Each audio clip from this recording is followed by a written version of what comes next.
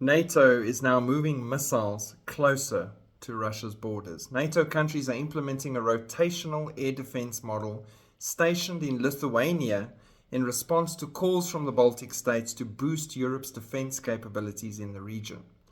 According to the Lithuanian defense minister, who spoke about the defense model at a press conference on Thursday, the defense systems will be operational in the nation later this year.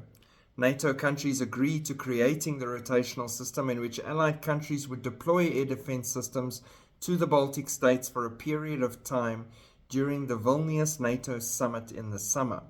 The military alliance has taken several steps to bolster its defense systems along the eastern border in recent months, including conducting trainings in the spring for over 90,000 troops from 32 member states that share a border with Russia, such as the Baltic nations and Poland. We covered that exercise too.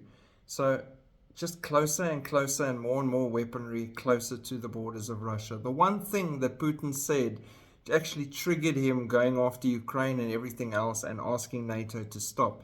It's kind of like when you see the kids kicking the dog and kicking the dog and kicking the dog and laughing and kicking the dog and keep prodding it with a stick and prodding it with a stick, and eventually the dog turns around and bites that child, and everyone freaks out and wants to put the dog down and just has a total meltdown, forgetting that they carried on and on prodding and pushing and pushing and prodding until that dog just had enough.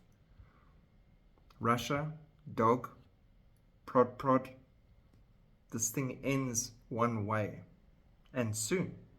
Fortunately, we are not destined for wrath. We won't have to live through it, but it is a horrifying thing that's coming on this whole world shortly. Shalom.